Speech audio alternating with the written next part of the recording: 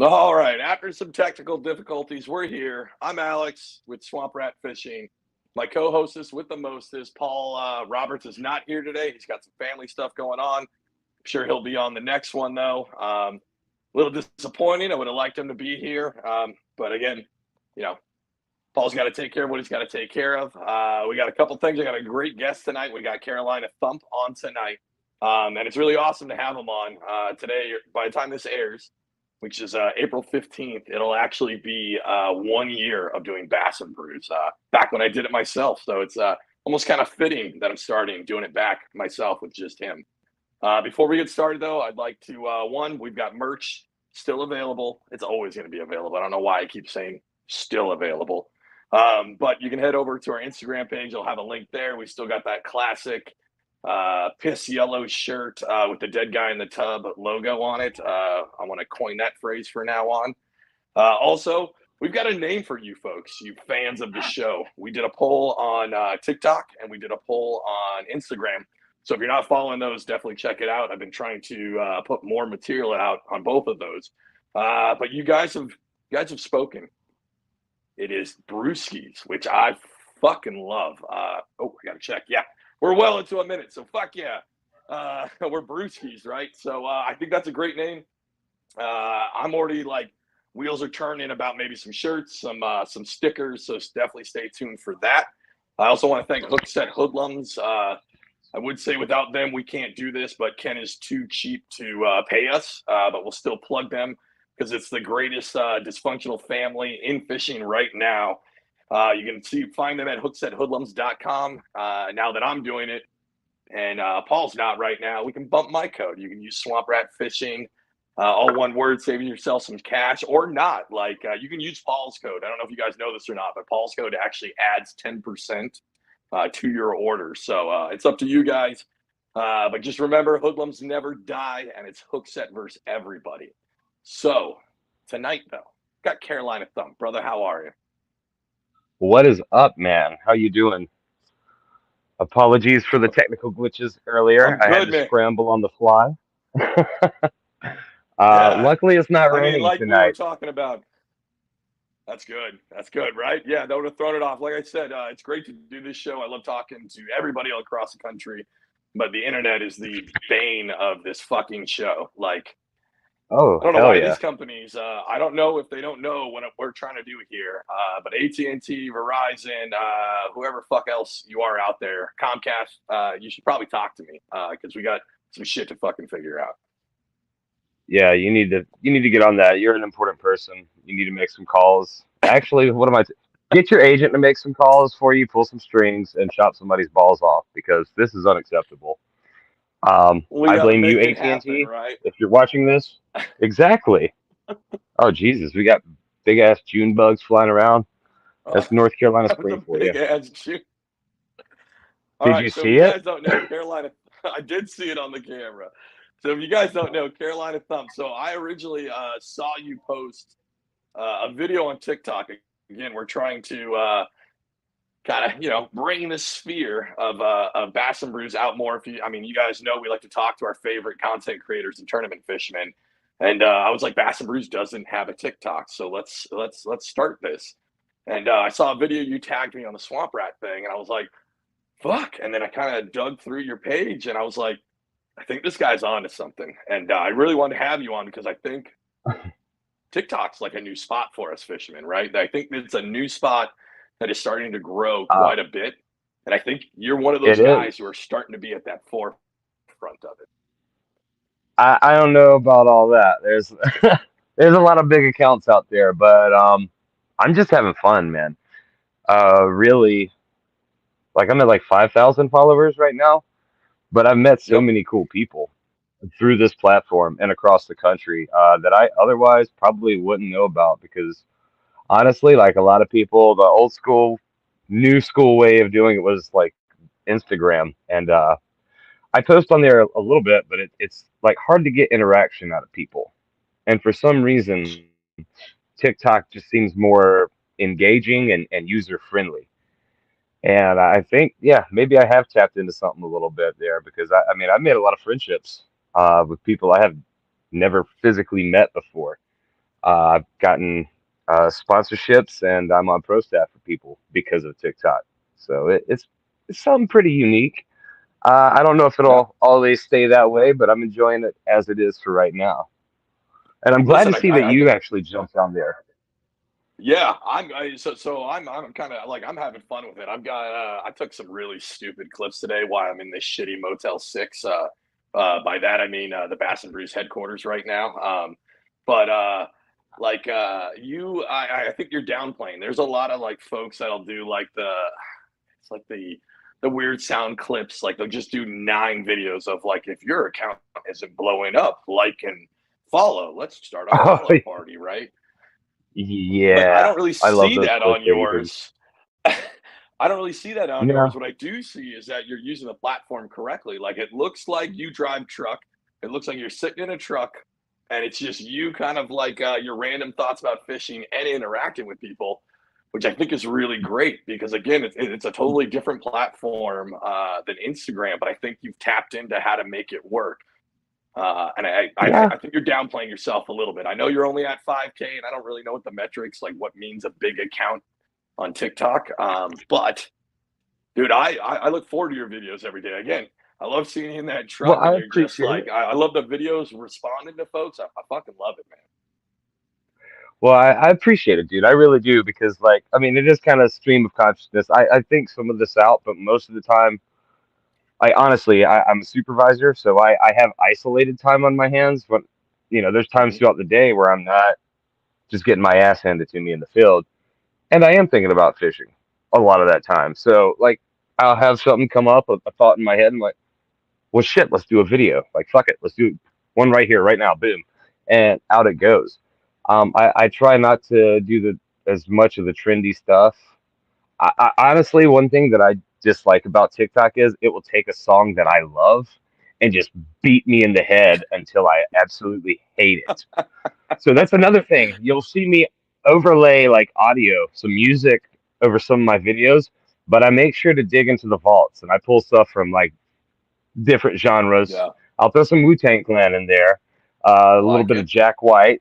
I just try to mix it up and like not have stuff that everybody else has because that's boring and you hate songs that way. So I think that's there's funny you people. mentioned that. I had a clip for the Bass and Brews one. For some reason, the one with Country Boy Creek Fishing, the one where he talked about where he just buys cheap shit because he's got to pay for horses. Like that was our first video to like blow up. I think we're like not that toot our own horn or anything, but I think we're at like over 24,000 views on it, right? Like it hit for us, right? But there was one comment, Yeah, my favorite comment out of that whole thing was some guy put on there like I couldn't hear what you said because of the dumb fucking song, and I was like, man, that's kind of what TikTok is, right? You got to have that song to like yeah, that's push it kind of up the in its point. algorithm. A Yeah, little bit, yeah. You got to find little tricks, and sometimes like it doesn't. There's no rhyme or reason to it. Like it's anarchy. It's mm-hmm. organized anarchy. Because I've had videos where I'm like, okay, I kind of put some thought into this. I didn't really polish it up. I don't polish things up at all, but I've put thought into this. I'm gonna send it out to the universe, and the little butterfly gets his wings stomped in. I'm like, that did nothing. And then I'll do some random shit, and it's like, oh, 30,000 views. Dude, it's Like I had one so that said weird. pro fishing tip. Um, Everybody's got that one friend that doesn't catch shit. So before you go out fishing, call him up and ask him what he's throwing, and don't throw it. And that thing Yep. just like skyrocketed. I don't know why, but that was the first real viral one. It's It's really weird. funny you mentioned that because we were talking to I was talking to Bud the angler. He's another Hooksett member out of New Jersey, and he was just like he's got a newer TikTok, but he's been on YouTube and he's really prominent on Instagram. Right, he kills over there. I think he's like over 9,000 followers. He's destroying the game over Yeah, there. But he's like, it's weird that like one video can just change a whole channel's or a whole page's kind of direction real quick. Like TikTok's very fickle. yeah. And it can either sink you or shoot you up. But that's why I also don't try Right. to engage in too many trendy things because at the end of the day, I know what I kind of want to accomplish. Like Hmm. So in a way, I'm like an agent of chaos, kind of. I just random thoughts about fishing. I'm going to put it out there, but I kind of have an idea where I'm guiding that ship. Okay, so I don't do trendy stuff necessarily, but I try to stay on par, so to speak. I try to hit a certain amount of videos, and I try to keep it. I mean, it's all based on fishing. I've had people Yep. like complain, like, "Man, you don't fish. Like, I never see your catching videos," and I'm like, "Bitch, I'm not blowing up my spot." Or like, I've been working 60-hour weeks. Yeah, I haven't been fishing, you Yeah. dickhead, but I'm talking about fishing. So Right. it's just Well, weird. even those videos don't. It's funny. Like we've already gone off the rails, which I enjoy, but like those videos don't even do very well. Those videos of like a cast a catch for the most part. Yeah, I've noticed from the swamp rat one into this one, those don't do well. The ones that do well are like the talking. The ones, I mean, we show clips on Bass and like we show funny clips that I pull up. But other than that, like I just started introducing, and we're gonna do it more this whole week. You guys are gonna see a shit ton of it, where I'm asking the Brewskis the rapid fire questions, like giving them a I shot like at it, that. right? I like that segment, and you need to. It is imperative you keep doing that. Like I Hmm. know you just come back now, and it's like you've resurfaced, Yeah, and people are like, oh, there he is, and yeah, you're striking the iron while it's hot, man.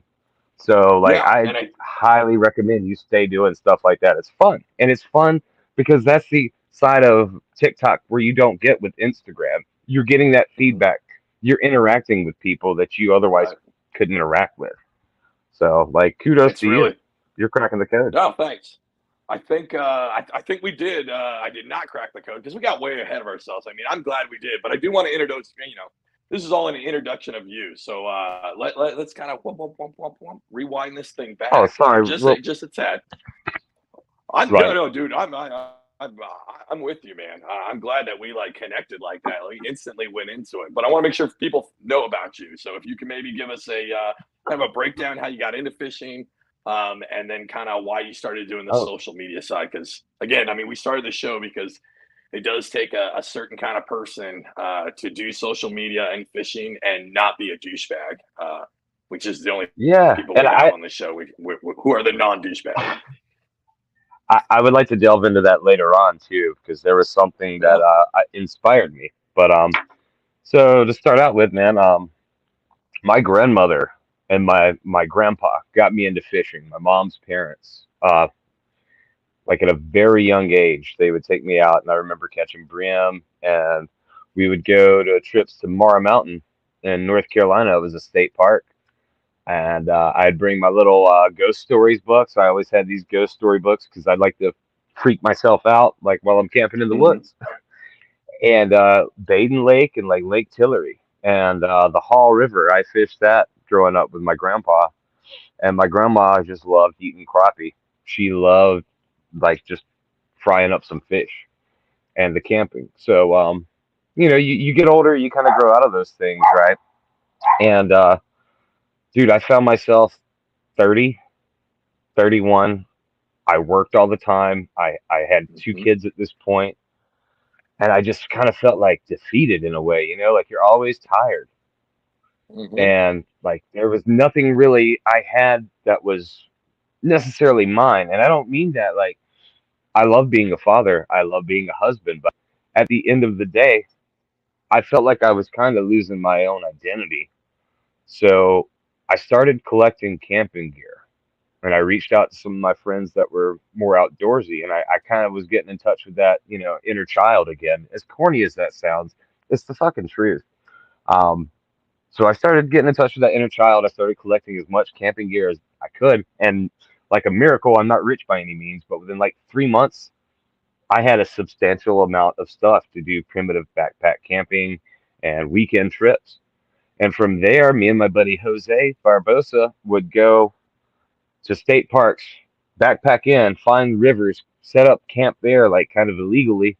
We would squat on these places and we would go catfish all night and drink beer and like howl at the moon. And that shit was so therapeutic for me. Like it was Hmm. just like soul healing. I'd come back and just feel completely refreshed. And honestly, I've only been bass fishing for a little over 2 years. I stumbled down that rabbit hole, dude, and I fell flat on my face off a cliff. Like Yeah. it hasn't stopped. I started reading everything I could. I would just try to absorb all information I could, and part of that was bad because I was like, I'll get into that later. But I couldn't get enough of it, man, and it just Hmm. sparked something in me. I used to play in bands, and I was always kind of artistic. So the TikTok thing started happening for me, and it really spoke to that side of me. I was like, okay, I might have something here. And then I came up with like, I need a moniker of some sort. I'm like, Thump. I like the name of that. Like when your line gets thumped, Carolina Thump. Okay. Well, now I need a logo. Like it's just a natural progression. Hmm. So I sketched something up one night on like a coffee and beer bench, and I sent it over to my buddy Pat Crump, and it's like, what do you think of this? 2 weeks later, he had me a final product. Like I came up with the concept, and he kind of really nailed it for me into the polished logo that you see now, Carolina Thump. And next thing you know, I'm going, well, let's make T-shirts. Matter of fact, Oh yeah. let's make hats because I noticed one thing that was fairly consistent through this journey from my early 30s to my mid 30s. As I looked around, all my friends that were like metalheads and punk rockers, they were all fucking fishing too, man. That was the beauty of it. Like everybody's, Right. we're finding our peace, and Yeah. that spoke volumes to me, man. That was heavy. So I was like, all right, I think I am onto something. And because of that, like, I've been in some pretty bad headspaces in my life. I'm not gonna Hmm. like tell a pity story. Like I grew up rough and hard on luck, but like I kind of did, and I also kind of made a lot of piss poor decisions that made my life a lot harder than it had to be.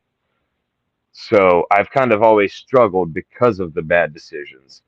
And Gotcha. fishing brought like a calmness to my life that I otherwise wouldn't have. So when I'm doing my TikTok shit, I'm speaking from the heart and I'm trying to connect like with other people from all over, from different walks of life. And I try to be authentic, 100% down to earth true because like for me, that is my gospels. Like I'm not going around preaching religion. I'm preaching this made me feel better and I hope that you like this and it will make you feel better too. And so I that's love kind of that, where man. we are present day. I love that. I think you hit on. I mean, you're speaking right to me here when you said like all the old punk rock heads and metal heads like getting into fishing. It's definitely Yeah, that's it's how I wild. grew up. That was like and I almost take it as man. I got 2 points here. So one, like I don't know, like I was a skateboard kid. I've talked about that a lot lately, right? Because I rediscovered skateboarding at 37 years old. Like rediscovering it Nice. You're from when I braver was than I am. 18. I was a But BMXer and I the thought big thing about is, getting a bike and I said, nah. yeah. So I think the big thing is these are solo sports. These are sports that you do by yourself. These are sports that are you bring into yourself, Yeah. right? These are like you can't blame a teammate, right? If you fuck No. something up, skateboarding or BMXing or fishing, right? There's not a lot to blame. But then No. you mentioned bringing peace, and for me, like I had that mentality. Like I'm tough on myself when I do these hobbies and things, right? But and fishing can Yeah. be tough with that. But Oh yeah. at the end of the day, It you're will also kick your ass enjoying mentally. yeah. But at the end of the day, you're enjoying the outdoors. You're sitting there, and whatever peace you can find, your mind is like, I don't know. For me, my mind gets focused down. I don't have to worry about anything else. But me trying to use a worm to catch a bass, like that, for me, that Yeah. focuses. It takes out all the outside noise, the outside clutter, and it brings into one single goal, which is to catch that fish. And then, damn man, I mean, really, we must be kindred spirits because the creative side, I used to do all this shit, and then I just didn't do it forever. And I'm very similar to what you said. Like I wanted an Yeah, it's like outlet, I what wanted to go happened? outdoors, but I wanted to have, yeah, right. It's weird. We go from It's like like you this seen that meme lifestyle, and where it's it's like, go oh ahead. sorry, you seen that meme where it's like one day you hugged your dad for the last time, or like you did this with your parents for the last time and you didn't know it was the last time. It's the same thing. Like, when did I stop drawing? When did I like just throw all this stuff by the wayside that was free Right. to do, and just forget about it? That actually entertained me and like unlocked this energy, Yeah. because it's all about I mean, taking that's nervous energy and converting it into something positive. dude, that is spot on. I tell folks all the time, like I got dealt a bad deal, right, with this Coast Guard thing. Not my whole career; it's been great, but this last half, right, and Yeah, how I interact with people on the boat, and even with my friends and family, like it sucks. They know it sucks. I also don't dwell on it because you yeah, having you like can't. nervous anxiety about something that you can't change serves no fucking purpose because you can't change it. It doesn't matter how anxious or shitty you feel about a situation, that will not change the situation. So why feel bad about Exactly. So what am I going to do with this now? How am I going to move forward and it? make the most of it? Yeah, You and know. that's all you can do. And I think I think it took me a long time to realize that. Again, I think it's man, we have so much in common because it did. Like I was an angsty little shit, and as Oh a yeah. and it wasn't until I You got to don't my want to see 30s pictures of kind of high when I school. got into bass fishing.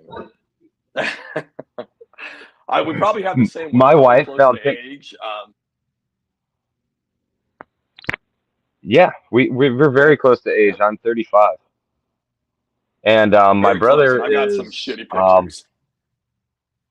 oh yeah, no, my wife found my fucking old MySpace and she screenshotted that shit, and she is holding on to it. And whenever we have parties Smart and woman. friends over, sometimes I'll find her over in the corner, and all the girls are like, "Oh," just giggling um, at me and my like fucking. You remember the old Skin shirts? It said Skin with like the stripper legs and all. Yeah, that was me. Yep. And I'm over there in a white wife beater, like flexing out, and it's you know, it was a different time, and I'm okay with that now, but it's a little embarrassing, just a little bit. But it'll be Listen, okay because I am not that same person. it's right, right. I mean, listen. Kids do dumb shit nowadays, right? We just did dumb shit then. Like, listen, I thought Hey, Limp we just Bizkit didn't have was the cameras around fucking for bee's everything. knees. That's the Oh yeah. big thing, right? Like, if there were so many photos of me trying to look exactly like, I should bring it up. There is a photo where I was like, man, I can finally grow facial hair, and I was like, you know who's the shit? Fred Durst. So let me try to rock the Fred Durst Oh, goatee, and I fuck could yeah, not fucking rock that thing. But my dude. ball What is? bearing necklace that I got at Hot Top and everything else said that I was fucking doing it right. Oh God, tell me, have you seen Pin 15 on Hulu? Mm-mm. It's Oh, it's uh it's a show about growing up as a millennial. And right. there's one scene where this kid shows up to prom in a Limp Bizkit shirt with the ball bearing necklace and the fucking Jinkos and his hair all, and it just Yeah, hit dude. it hit so close to home. Like you couldn't help but like die laughing. Like I couldn't take it because it was just so accurate. Like that was me. I, you know what? I'm gonna have to look that up because I feel like as I've gotten older, I want to see that because I think that shit's funny now because we did some dumb shit, and I will say Well, not it's as about dumb time as maybe. somebody did something like that for us. Right. It's like our Wonder Years, but it's funnier. Like I, it's a great comedy show. Pin 15. I highly recommend 15. anyone of our generation listening. Please go watch it. Just you'll thank me later.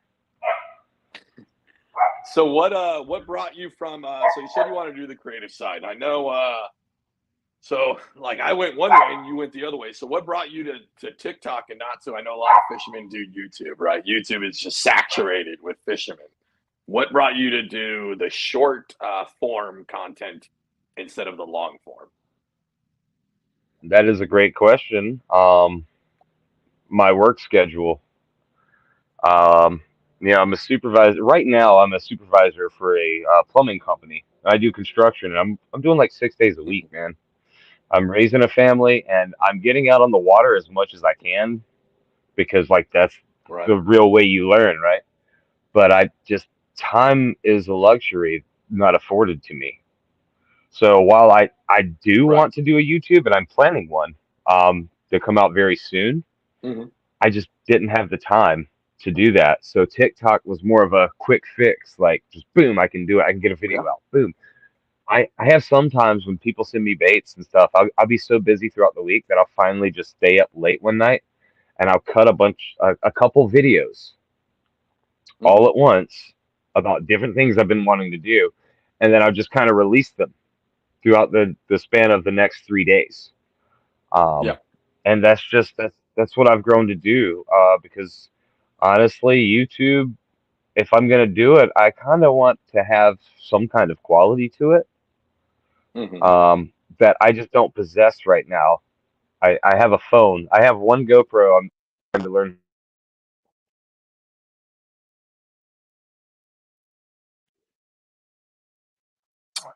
Sorry, you cut out. There we and go. Now you're there. that can kind of get me Sorry. where I Sorry. need to be. Okay. You cut out when you said you got a GoPro. I can't hear you. You can't hear me. What? Man, this is. Uh-oh. We can hear the dogs. You can't hear me? I think your headphones might have died, bud. Like we can hear, I can hear the dogs. I can't hear you. Bear with Oh us, man, folks. you kind of There you sound go. like you're underwater. How It's like about very. now?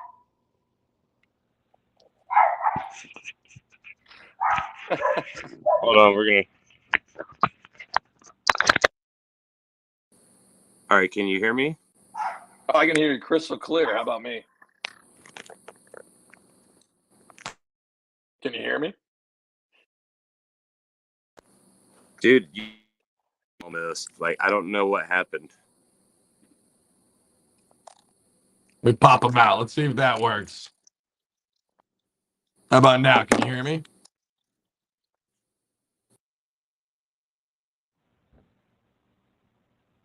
Yellow. Bear with us, folks. We're gonna fix this here. Can you hear me? Nope, you I can't. can't How hear about you at now? all. Can you hear me now? How about now? Can you hear me? Can you hear me or no? Man, it's do I need to restart it? This is like this sucks. All right, folks. If you can still hear me, we're bearing through Carolina. I might have some. Let me switch back to my headphones here.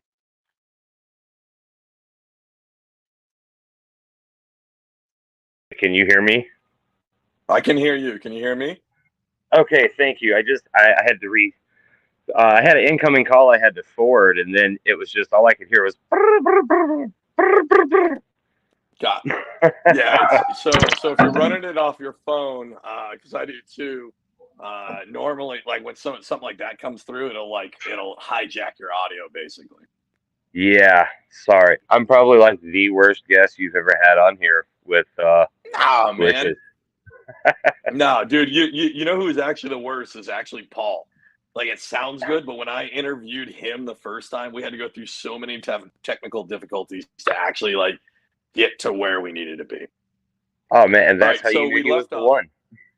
exactly. All right, so we let off that you got a GoPro. That was the last thing we heard. Yeah, so I have a GoPro, but like I think that YouTube has a certain quality that when I go to do it, I want to kind of have that quality, and not saying that TikTok is just well, yeah, TikTok is more of a It's quick lower one-off quality. kind of. Yeah. Yeah, I do videos while I'm riding in my vehicle, Yep. and that's just kind of what I do. I would So say don't let that stop you. I had some conversations. Ramon Outdoors, good friend of mine, friend of the show, friend of the Hoodlums. He went really full bore, but we always had this conversation about how like people like to watch an evolution, right? They like to watch yeah, somebody start when they first start and then build up. If you look at the first videos I made on YouTube, the very first video I ever put on YouTube, I forgot to turn the mic on the fucking GoPro the whole time. Like you couldn't hear anything. And I even, when I edited it, I left it in of where I'm talking to the GoPro and you can't fucking hear anything but like a background track. Like all of it's going to be a progression, but you know what? People like to see that progression. And I feel like it's Yeah, I a think it's good way honest. for you to switch, right? Like I'm sure you've heard us talk about on the show, like it's important to have those spokes that lead to the hub, right? You do the other platforms to drive to one. So figure out what your one is in the middle and use everything to drive to it. You've Yeah, done a really good job on the short form video with the TikTok. Drive that to maybe ad and revenue kind. or whatever else. I think for the long term goal, like initially, that was kind of my goal. It was to say, how can I use TikTok and how can I get a core of people that actually enjoy what I do before I go all in? I buy audio equipment, I buy all this Sure. stuff to make a YouTube to get like one view, you know? Yep. Yep. So TikTok was my way to get like a good following. And from there, you segue where I still do TikToks, Yep. but I'm doing YouTube as well. And I I heard like it. somebody else say that. Your buddy Alex Rudd, that was on. Yeah. I had a Last episode. very Yeah. yes, and I thoroughly enjoyed that. I was doing yard work with my son and listening to that, and you know he said everybody has a YouTube. Everybody, like all these people are doing it, but that's okay. Still do yours. You know, don't feel like you're going to get lost in a sea of people because if you do yours and people enjoy it, they're going to enjoy it because you're inherently being you. So if Yep. you can find people that connect to you, then you can take that, you can jump on that other platform and it will take off. And honestly, like, you know, we were talking about the following and you're like, you got a big following. I think maybe I do. It's all relative, right? Like we're a fishing community of people. The fishing community is growing, but it's still it's a pretty tight knit, smaller community versus other things. So I don't even know what to compare it to. Like, give me another example of like another niche community. Hold on. Time out. You're breaking up again, bud. You Oh got another no, phone call? no, I don't. Oh, there you are. You're good. Okay. All right. So you said you built a tight knit community. Yeah, yeah. We started building up a little community and seeing who all would be interested in watching this. And now I'm working with a friend, Shannon Peters, who has a TikTok called Budget Bass Fishing. And he kind of shares the same thoughts and approaches when it comes to fishing as I do. So we're kind of merging together and we're going to start a YouTube channel.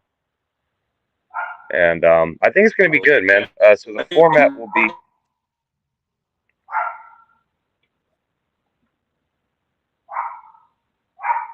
Oh, man, you're breaking up again. Oh. All right, man. Hold on. All right, we got to figure out how to fix this, man. You've good stuff. I don't want this to go to the waste. Not locking out another guest.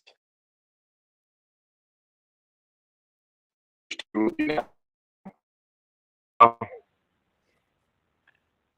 right, folks. I don't know how much. Man, if you guys stick with this, you guys are true brewskis. We're getting there. Yeah, you there? Can you hear me? Yeah, I'm here. There you are. You're good. You're clear. So you talked about with I believe his name is Shannon, starting a YouTube channel with him, right? Yeah, yeah. So my buddy Shannon Peters on TikTok is Budget Bass Fishing. So we're getting the YouTube channel started, and we're gonna head in and start interviewing people that have tackle shops, local tournament anglers, and bait makers. So we'll interview them, and then we're gonna go out and fish with them. And that's pretty much the premise. I Sorry, think I got that's a dogs great barking. idea. Dogs are dogs. Hey, neighbors. So dogs are, or I think that's a great idea because I stressed to everybody. I think it took a while. Like when I started the show, it took a while. Like the show used to be very scripted, right? Like even when Paul came in as the co-host, it was very scripted. We would be like, very much, here's our script. We have to cover 1 through 12, and then we're going to hit this, right? And we've evolved into where we're kind of not doing that anymore. We're very much a free form with a couple points, but it takes some time, and you should totally do that. I think that idea. I think anybody wants to do that. There's enough room for everybody, right? Like I don't joke around on my tagline on Instagram where I put a rising tide lifts all boats, right? There's room for all of us. There's no reason, right? There's room for all of us because, and you mentioned Alex Rudd, especially the clip that he put. I'm going to put it out soon, right? But if you guys haven't seen that, head back to it. That dude made us look way better than we are because he's a professional. But he mentions like that he's 100, 250% obsessed with this. Dude, I haven't picked up a bass rod since September 18th, right? Just because of the job, but I know the date. Right, that's the last bass I caught. Like I fucking think about this all the time, and he mentioned that as long as you're obsessed with it, like there's gonna be a marketplace for it. There's gonna be somebody that wants to hear your voice on it, and as long as you're not, again, why you're on the show, right? As long as you're not a douchebag about it, because it's the folks that I feel like there's. I don't think I've ever. I think we might have mentioned this show before. There's a show called The Bite. I don't know if you ever heard that podcast, The Bite. No, but I will check it out. I'm an avid podcast listener. So the thing with them, and it was run by SB Fishing. They ended up only doing like 15 episodes. And when they left the market, that's kind of why I did this, because they would just bullshit with each other the whole fucking time. It was great. They had the little inside jokes with their listeners. That's kind of what we've tried to do here, right? Like the Brewskis are family. You guys know what we're talking about when Paul can't pronounce the word salmon correctly and he says salmon. And then I still love that. And then I put something up about it, right? And everybody's like, salmon, salmon, salmon, right? These are like, it's that community building. It's all of it together. I think you're on the right path, but I don't want you to think that it's all production value. Like it's got to be awesome right away, because all you're doing is delaying you starting. Yeah, I do believe in that too. Can I do a side note real quick? I don't see how people can be like, you talk about some people are just douchebag assholes. I don't see how you can be a douchebag asshole and fish, because right when I think I have it figured out and I'm killing it, I'll go out and have one of the worst fucking days on the water I have ever had. And to me, that's pretty humbling. So I don't, but I've seen it too. I've seen, I know people that are like, oh, I'm fucking better than KVD. And it's just, it's not the case. I think like we see those in like YouTube and social media. I think those are people who got into all of this for the wrong reason. These are people who got into fishing because it was a market that was exploitable. It was a market that could, so, I mean, in all honesty, what I think, so I think the fishing market is a super low barrier to buy into it, right? You can go down like my boy, Country Creek Boy Fishing says, you can go down to Walmart and get whatever the fuck you need, right? You can get it at a low price and you can go out there and then you can set your phone up and you can make funny videos or whatever it is, right? But Alex Rudd said it, and I think most the Slab Dynasty said it, even Fishing Grubs said it. Like, these are people who've like set themselves apart because they're obsessed with it. They're not about the clicks and the likes. They're out there enjoying what they're doing, which then drives us, right? But the people who might, on the face value, get a lot of 1 year notoriety, and they can be douchebags about it because they're just in it for the likes. They're just in it for the, well, I think that goes to your head too. You're like, oh, well, I'm an influencer. I hate that word. My wife was joking with me the other day. She's like, so you're an influencer now? I'm like, no, the fuck I'm not. Like, please don't lock me in that category. I think of like Kylie Jenner or like the Kardashians when I think of influencers. Right. I don't do that. I'm a guy that likes to fish. And I'm trying to heal my soul. And if you like that too, then come along for the ride. You know what I mean? No, but you know Like, what? I'm gonna side with your wife, and my wife makes fun of me too. But yeah, talking again, name dropping everybody, right? But Ramon said it best, right? Like you are an influencer, right? Don't like we need to take that word back, especially in our sphere of fishing. We need to take that back. It's okay to do that, right? Somebody likes what you do. They like your personality. They like what you put out. They like your special brand of bullshit, right? Like it's okay. Like yeah, there are a ton of douchebags, and as long as you do it right, you know what? I'll tell you what. Like having Alex Rudd on was like really eye opening. And extra props to that guy. Like we talked for basically a whole another podcast afterwards. And that guy's in Eastern Standard Time, and he had to teach the next day. And I think he was up till close to midnight his time after we got done recording. And we were just literally shooting the shit. And I had never spoken to that guy before. Like I made it abundantly clear in that episode. I was fanboyed out a little bit. yeah, Yeah. And then when we got off the air, man, he broke down so many things and just talked like a buddy of mine who is like really good at his job, right? And you got yeah, that buddy that you work with, right? And it's okay to talk shop like that because fuck it, like he knows better than I do. And he broke it down. He broke everything down simpler. I mean, big props to him. He really invigorated everything I want to do with this show and everything that could happen, right? But also to do it in a humble way without limiting yourself. You know what I mean? Without yeah. not limiting yourself, without exploiting yourself, without being that douchebag who I don't know throws. Listen, I have a huge problem with challenge videos. I'm not the biggest fan of challenge videos, and I know they get views, but listen, I don't give a shit whether you can catch a fish on a Whopper Plopper made out of Cheetos. I give no fucks about that. Yeah, I don't want to see And that's you just me. strap treble hooks to an iPhone and throw it out there. It's stupid to me. Right. It kind of And cheapens it. I don't ever want to You know? do that. It cheapens it. And Yeah, he had a good quote in there where he said he knows his channel hasn't grown as big as it could because he stays away from those.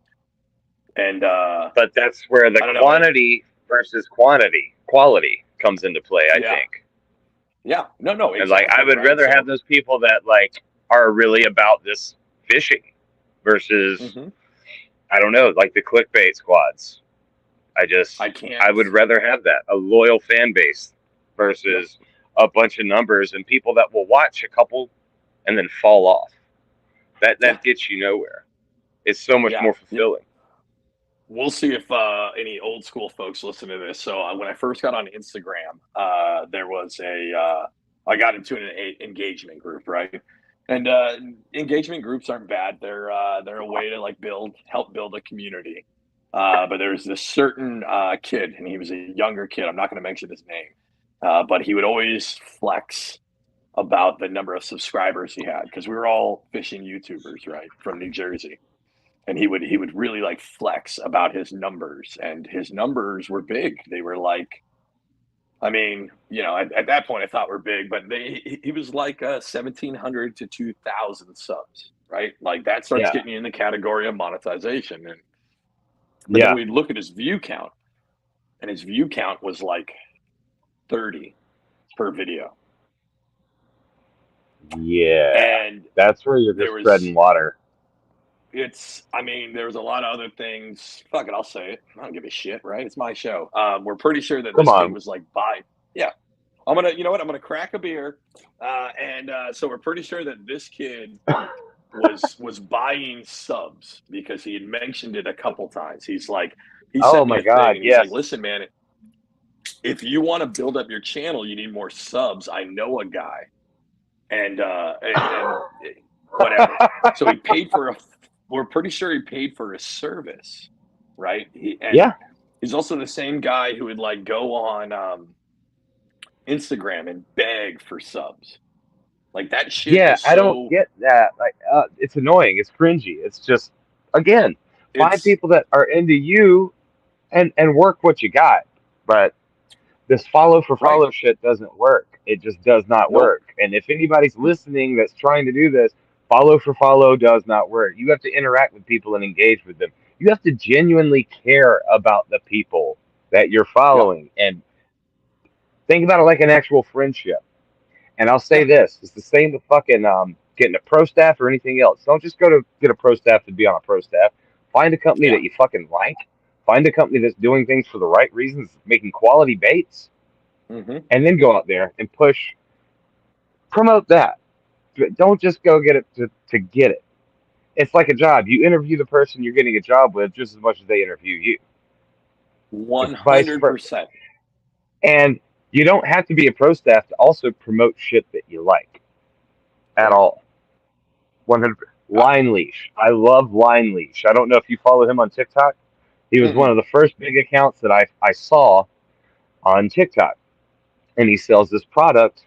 It's like it goes on your spools for Okay. your fishing line. It's just this like bungee material with an eyelet, and it straps over, and you can pull it out. You can even keep it on and just spool your reel while having the line leash on. It just holds it in place. I just thought that was such a genius little thing. Yeah. And so I reached out. I got like 8 of these things from him to stick on because I always carry around like a bag of fishing line for just the occasion. Mm-hmm. And like he hooked me up. He was super nice. I ended up getting a hat from him. He sent me a few extra things, and I was like, "That's cool, man." And he would engage back and forth with me. And it's like, you know what? You're fucking cool as hell. I like you. I'm gonna just tell everybody I know about you because it's such a neat little thing that you have. Right. Nobody else has it. And it's a product that's like really made my life easier because I don't zip up fishing line and then pull it back out and I'm fucking covered in it, you know? I So think I think we said it's super important, right? Like you can a lot of folks will ask so a lot of folks have asked me about like my affiliation with Hooksett, right? Obviously yeah, like I am pro staff for them. Um but like what bought me into them was one their shit's dope as fuck, right? Their yeah. designs money. But like Let me get speaking that pond to wrecker hat. Bill, oh, the Pond Wrecker hat's dope, man. And they got some really Yeah, good things coming up. A shameless plug for them. But for sure. the community that they have built around them, and when you start talking to the owners and other members, it's listen, I'll tell you what, like these guys, like they were the first ones I told, other than my wife and my kids, that I was gonna have to transfer again, right? I didn't even tell family first. I told the Oh, Hooksett dude. hoodlums Yeah. members, there's a I don't even know what they call it now. Like there's pro staff, but then there's like OG guys, and there's a whole separate chat for us. I guess I'm You're one like of them. I don't know. you're I'm in the family chat. level. Yeah. Right. Yeah, I don't know how they put it, but like, yeah, exactly. Like Like if like somebody those had a guys were baby, you literally might become the godfather. You might be the godfather of someone's child in that group if they have a child. listen, That's just yeah. there's been members who have literally posted like, "Yo, I just had my kid," or "I just was able to officially adopt my child after I fostered him for so many years," and it goes Yeah. in the chat first, and everybody's That's so beautiful. tight together. It's the community that the three owners. We're gonna have them on the show, I think, next week, but to expand on that, right? But that was a like I fucked around. Let's see if we can really ruin sponsorship options for the show here. So I fucked around with like X Zone lures, right? I love their shit. It's great. Yeah. Is it the best? Probably not. I mean, their soft baits are a lot of other soft baits. But I took the pro staff thing Yeah. really seriously. And I was like, yo, I'm going to do this. Let me get a code, all this. And I got nothing from them. I got, hey, thanks for the posts. And that's it. They were really not very Yeah. welcoming as a company. While even if like me, even before I was pro staff, I got a hat, I threw a fucking picture on it, and all the owners of Hooksett were like, yo, that's dope. Thanks for that. Reposted all that normal shit, right? But then they did a Yeah. little extra of like, they were just amazing. And I think everybody needs to, I think it's cool to get a discount code because It you get is. like a It's cooler to validation, be supported. It's so much right? cooler to be supported. Just 100%. it. Like these guys, big shout out to Wild Bill. Like he would hit me up. Like I'd get into these foreign port calls, and I maybe have a sliver of internet to where I can get like DMs, and I look there, and there's something from Wild Bill 2 weeks ago where he would just be like, "Yo, I hope you're doing good. Here's what's up with the Hooksett family." Like he would break it down. Here's what we got planned next. Again, if you need anything, your family needs anything, let me know. I'll drive down right away. Like that level of extra. And those are what I think folks need to focus on, especially if you're early on. If you're a big name, you're fucking Kevin Van Dam, you can run it for the money, right? You can do whatever you want on Mm-hmm. that end. But at this point, Yeah. I think most people who listen to this show, like we're grassroots guys. You gotta embrace those grassroots companies. Wu Tungsten gives you You really do. 5% off, right? Wu Tungsten gives you 5% off. Is it really worth to shill your whole word on that? I mean, if they're a great Nope. tungsten company, I get it. Go for it. I'm not gonna, if that's your thing, right? But if it's you're chasing discount codes, maybe you shouldn't It's be not doing worth it. this because I It's not worth it because you're not really. I mean, you can with certain companies get in and start to save money, and that discount will make a difference, but that's not what it's about. Like, I'm in it for building relationships because I'm Mhm. genuinely curious about the fishing industry, and I want to Yep. know how I can come in and leave my mark on that and make it a better place. Yeah. And people that are in there that will support you as much as you support them, you fucking hold on to them like they're a life raft. Like hold them tight, hold them close to you because that's few and far between. And the people that are like that, it shows. Underwater robberies is cool as shit, dude. Um, Yo, dude. he reached out. He helped me. So I'm doing pre-orders on my Carolina Thump shirt right now. I'm doing it Hmm. kind of locally in North Carolina in my area. Hey, time out real And quick. Time out real quick. Normally, I have a co-host here. Just so you guys know, not a lot of people watch the YouTube. They listen to it more, but I've got a tinkle. Normally, Paul would step in. I'm still listening, but I'm going to mute the mic and take a tinkle. But I want you to carry on with that. all right, yeah. So right now I got my first T-shirt design down. It's the Carolina Thump logo, and so we're just doing that on a form-fitting, nice cotton T-shirt. And I reached out to Underwater Robberies and was just trying to pick his brain a little bit because I mean I kind of want to take that same route and venture in and design T-shirts. I think it's cool. I think I have some good ideas, and I think people would like to see that. So um, he really helped me out a lot. He came in and was like, maybe you should try to do this, maybe not this so much, and take a look at this because the last thing you want to see is your money sitting on the shelf. So maybe start out, do some pre-orders, do a few pre-order shirts, get yourself established, and then you can start buying more in bulk and doing this, that, and the other. And that made a difference because I mean, I'm sitting here doing this for the love of it. I don't have a lot of extra money to spend, but I do want to make shirts. So by doing the pre-orders, this kind of just opens me up to be able to do that. I can take the money I get from that and roll it back in, and ding, ding, ding, I design more T-shirts with that.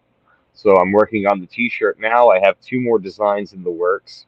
I have a patch that I'm gonna do for some trucker hats and fitted hats, Like it. I and like it. we're gonna see what the rest of 2022 holds for us. I'll say like I'm also in the middle of a few big life changes. We just signed a contract for a house back close to my family. I have a big family on my Congrats, dad's brother. side, and Congrats, brother. it's really important to me to get my kids back down there. And I think it's going to be just a load off for us because Yeah. we're out here in this city alone, and we've been alone for 10, 12 years. Hmm. So like I have a lot of different moving parts to my life, but I'm an agent of chaos, kind of like it's another day for me when all this shit's happening around me. Yeah. So there's a lot of spinning plates, but I'm trying to take with it what I can. Like you were saying earlier, what can I do? There's certain things I just can't change. Yep. What can I take and change, and how can I work it? And that's just what I'm trying to do right now. I'm trying I to mean, make the that's good to best of the hear. I think situation. family is important. It's good that you're bringing, and we're going to get deep here. So I grew up in a family. It's not a big family. quite the same, right? Like a smaller family. It was a traditional, like I'm originally from Seattle. It was like your West Coast family. You kind of hung out with some people here and there. And then Yeah. I met my wife in New Jersey. She's New Jersey, born and bred. She's fucking salty as fuck New Jersey cat, right? But her family She's an is awesome lady, so. sir. She is an awesome You did lady. right. I'm gonna tell you before I go on this one. The other one, she's like, God, I hope I didn't look like a real dickhead when I was on the show. I was like, I don't know, babe. I thought you looked good. Like I thought Oh, no, she was everybody got awesome. the truth. I loved it. It was great. But her family is so big and welcoming to where like whatever you need, like for us to do, for me to be able to like finish out my career in the Coast Guard, I have needed her family so much because there's been times where I had shit, man, I had my first kid and then I had her in August and then I had to get underway October 1 of that year That and go to Alaska fucking on a kills you. patrol.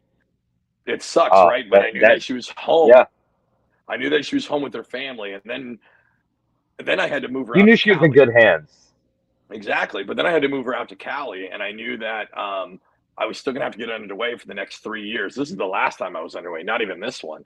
Last time I was underway, and then I knew I was actually gonna only be home for 90 days and be gone for 4 months. That was the schedule. But her Yeah. family like rotated. Her mom and dad rotated. Dave and Marie, you guys are the best. But they rotated to come out and visit and be with her for like half the time that I was gone. And then it was even more important when we threw another kid into it. So now I'm gone again. Yeah. And now she's got two kids, and my Dude. kids are only 22 months apart, right? But her dad and her mom stepped up so much. And like the feeling of, every time we'd go back, it was just like, I don't know, it just like restarted. It was like seeing family again, right? I mean, I Yeah. love my family. We are just not like that normally. Her family is so loving and huge, and I love to be around that. And it takes that That's amazing. phrase.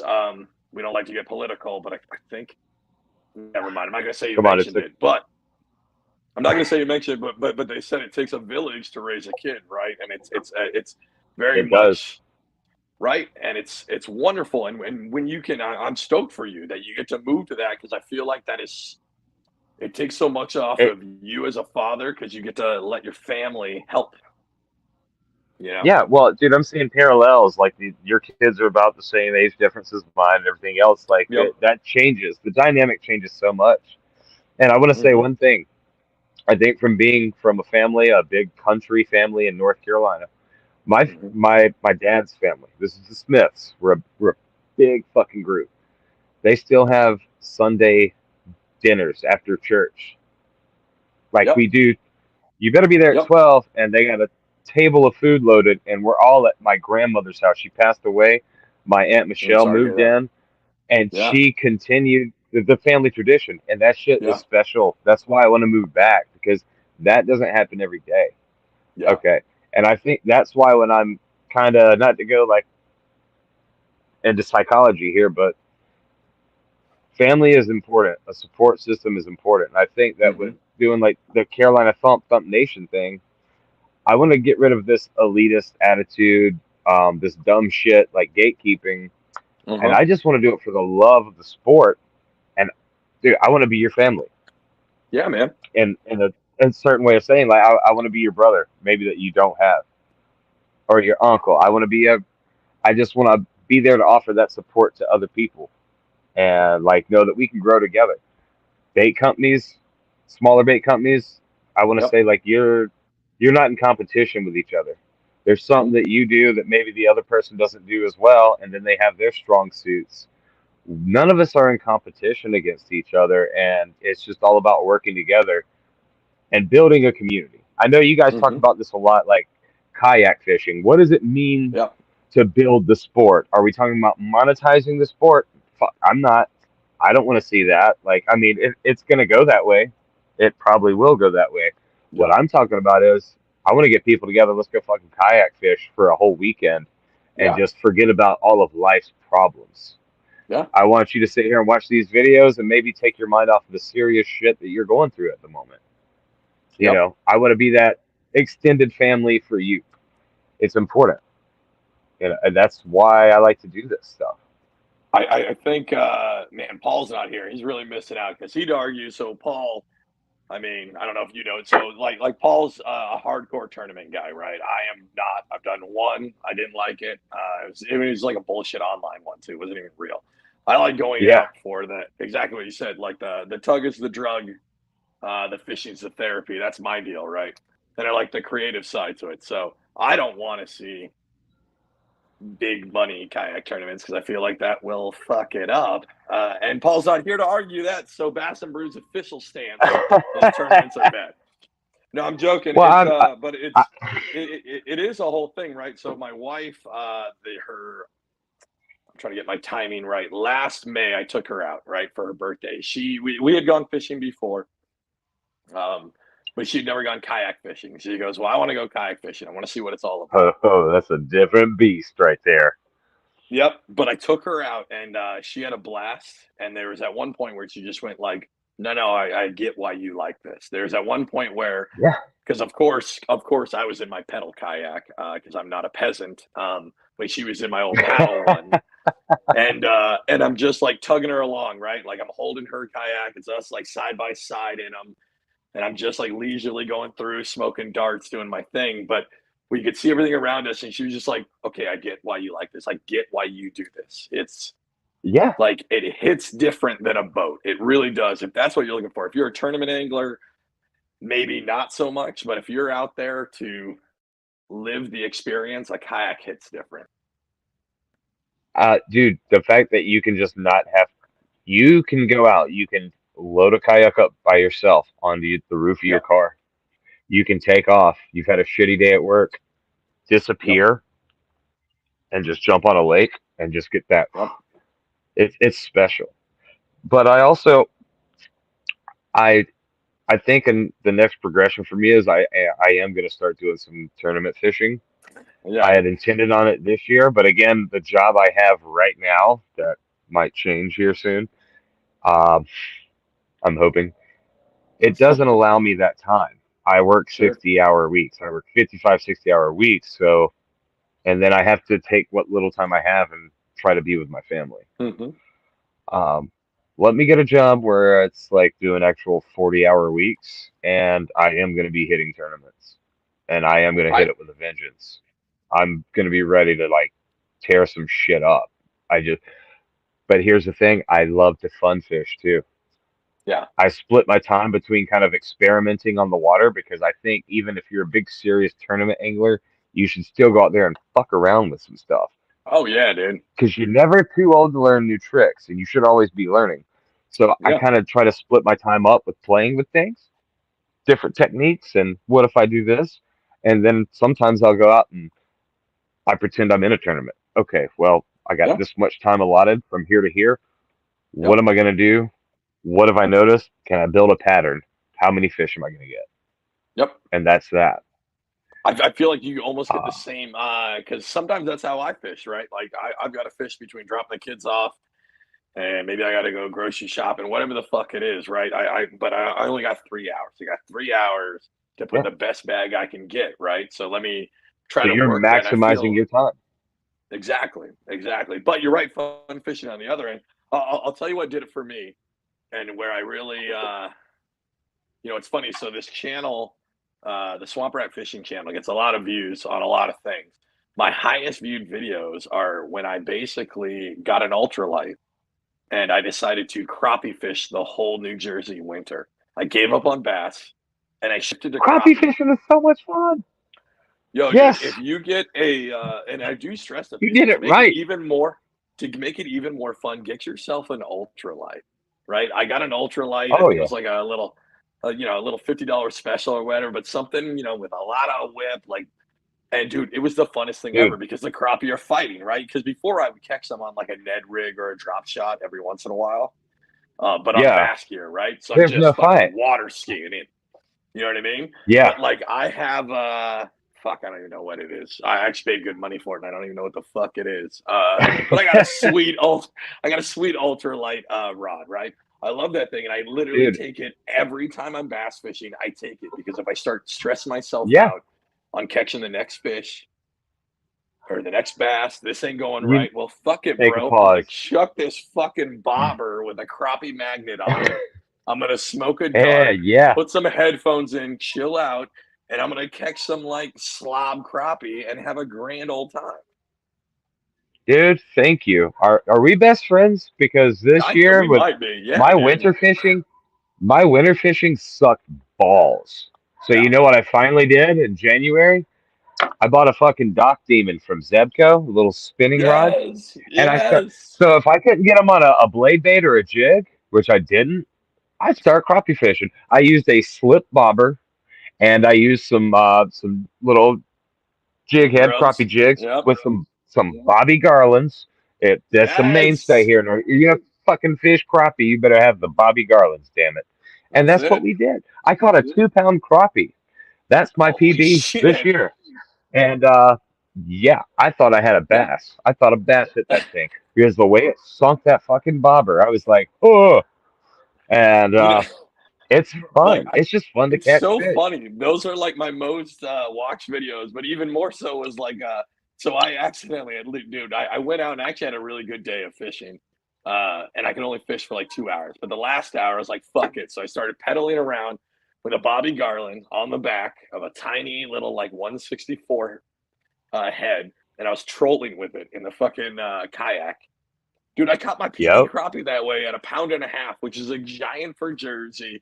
Like it's a big fucking crappie. And then Yeah. I specifically remember in the video, like looking at the camera going like, this is fucking dumb, but I'm gonna keep doing it. Dude, I was late picking up the kids because I fished for another 2 hours. Just just trolling this Yeah. shitty ultralight over the side and just slamming crappie. And sometimes that's what it takes. That's And what's just what you funny need to though, do. that's what you need, right? But sometimes that's I think people think I know so me and Paul differ sometimes. God, I kind of wish he was here on this, right? But when he goes to YouTube, he says there's what did he say? There's three things to YouTube, right? To be successful, Pain. you need You need the pain.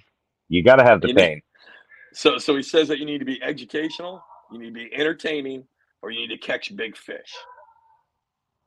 So I will say that my crappie videos blow his theory out of the window because literally I'm trolling for crappie. And at one point in the video, I go, I don't know what the fuck I'm doing. I'm just letting out some line and pedaling. See, Entertaining, maybe I'm hitting the entertaining side, but I'm definitely not I catching think you big are. fish. I think you It are could because a be lot of that. people might be curious about crappie fishing. No, I think he's onto something there. But like fishing and anything else, any rules whatsoever, there's always the exception. Right. But I think he is on the point when he talks about people want to see pain too. Yeah. Um, Yeah. but I have one guy I watch. It's Richard Gene, the fishing machine. He was probably Oh, one of the dude. first. You know him? Dude, my man, he's sitting What? out there. He's got if you guys don't know this guy, he's got alter egos when he goes out, right? He's got like the real southern dude that he uses. What does he call him? He calls him some other name, but he's like, I'm just sitting here catching crappie, and he fucking chucks his shit out. That I learned a buddy of mine, Pat Cummings, he's the one that showed me how to crappie fish this tidal river, right? And then he left. Yeah. He's in the service too, and he left. He went to Ohio and left me this pristine grounds that he fished on as a kid. He taught me what he could know at that point about it. He gave me enough for me to be obsessed. Everybody sees River X in my videos. Like that is, I fucking love that river. And if you want to see something other than me fishing that tidal river, you should go to another channel because I'm just gonna fucking fish that thing until I die. But but he left, and I was like, man, like we would catch him on shiners and shit, right? We'd throw some shiners out, Yeah. and I was like, well, how can I replicate this without having to keep shiners on the boat? And I don't know how I stumbled upon his video, but I stumbled upon fucking goddamn Richard's videos, and Richard it's Gene. Richard Gene, and he He, is but he's he's the both man. like he gets both though, right? He's super educational He, and he's entertaining. he's entertaining. He's just fun. It's just like pure, unadulterated fun. It's joy Yeah. watching him. I just He's the bay. I He's got feel this like so John boat, calm. right? Yeah, he's got an aluminum boat and he's tearing shit up. I saw him caught. He caught a like fucking 40-pound blue cat on an ultralight rod, and it cuts away, and then it cuts back because he ran out of fucking battery. And he goes, "Oh well, it Yes. took me about 50 minutes, but I got this 40-pound blue cat in on Yes. fucking six Yes. pound test." And I'm like, that is insane. I And like he him does too it. because there's just no like. I mean, he goes one. He's like your quintessential grandpa, right? Like the dude goes out every time. He's wearing, if I remember right, it's like an Alabama sweatshirt. He wears Yeah. your Lee brand or whatever Walmart brand jeans, and he don't give a fuck. Acid wash jeans, some And white tennis shoes. he's got his white tennis shoes, and the dude slays crappie. And I mean, he catches other fish too, but he slays Yeah. crappie for days. He's one of those channels. I like how you said therapeutic because it's like him and I think his name's ND Yacker. Those are the two guys. Oh, Um, I'll have to look out for him. I don't know about so him. and you should check him out. He's like we always talk about. We've talked about him a couple times on the show, but we talk about him as the Bob Ross of fishing. Like he'll be like, okay, Okay, well, shit. You lead with dude, that, then I have no dude, choice. he'll throw That's it out there. obligatory. He's like, oh, we're just sitting out here, and it's probably going to be a violent day full of pike, but we're just going to throw a whopper plopper, and we'll see. And yep, there's one, and you just see a hook set and a bow, and he's like, yep, that's easily like 8 pounds. It's a pretty good one. We'll get him Shit. in, and it's just, dude, it's calm. And what's funny is my youngest daughter had she just couldn't sleep very well. She just struggled going to sleep in her own bed. Like it was, we had a whole struggle with her not sleeping in our bed, sleeping in her bed. Hold on. Are we living the same life? Because I feel we are. Right? Like, To the T. yeah. I know your So, struggle. I feel your pain. so the only way to get her, we put a futon in her room, and she just wanted somebody in there. So we did the lullabies, and listen, I'll be honest, I got real fucking tired. And we even tried to do the cool lullabies, like we did like Nine Inch Nails lullabies, Tool lullabies.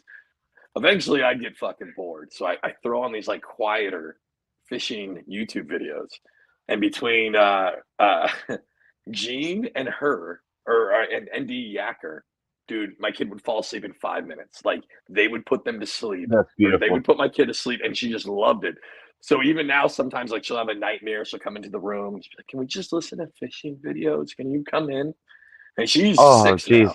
Hold still So my she'll, beating heart, man. and I'm like, Fuck. absolutely. But some, I mean, I got to be careful because I have listened to some. She doesn't like the hype ones. Like you listen to, God, I've had a bunch of beers, but some of the other ones where they're like, "Bam, fucking, I sent that hook in his face." Like, she'll be like, "Well, Yeah. was it?" I'll hear out of her bed, like, "Was it a big one? Was it a big fish?" And I'm like, "No. You need to go to bed." But ND Yacker, bro, ND Yacker is like, he's the second probably most talked about YouTuber on this show. First being I will keep an eye Paul's out. not. Yeah, first being kayak and catfish. I think I fucking can't remember. I've been meaning to reach out to this guy because I want him to sponsor us because Paul talks about him every other episode. Kayak, Can I say one catfish, I think thing, is his name. Paul? Yeah, Paul, I'm a little disappointed. I'm not gonna say I'm disappointed. I'm just a little sad that you're not here tonight. yeah, I was looking forward to talking to you. I actually bugged him one time because you know how I found out about your podcast? I know. I reached out to the NC Fishing Hole on Facebook. I said, "Hey guys, what are some local kayak tournaments?" And everybody like replied, "CCKF, CCKF." So I go on CCKF, Central Carolina Kayak Fishing, and he had finished like top three. And somebody had made a post congratulating him.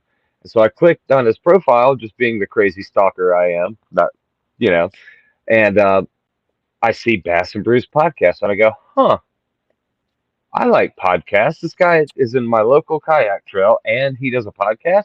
That's cool. You want to know the funny part? I started listening at the very beginning, and I thought you were fucking Paul. Imagine the shock when he fucking comes on in episode 12 and he's talking like he's from South Carolina. And I was just like, Yeah, oh, fuck. I thought that was because I had reached out to him because you were talking about one time, like, I love to thoroughly fish an area. And I was like, yeah, me too. So I messaged him, like, dude, I kind of fish the same way you fish. We should get together and go fishing. And his response was, "I'm not fun to go fishing with." He's And I was like, so from what I've okay, heard, fair enough. he's not fun. But I love that dude. That's what's funny is me and you we talked about it last couple episodes. And guess what? I'll fucking rehash because it's my show.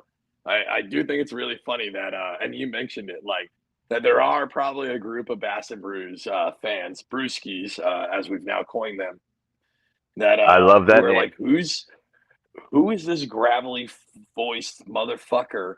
And why is he on this show? Like, there's probably a subset who, because I think technically he's done more shows by himself with our special co-host, but I think he's done more shows than I have technically at this point, which is crazy. Yeah, that's wild. Like you've been gone a substantial chunk of time, Yeah, but like also like kudos to him because he turned them out weekly.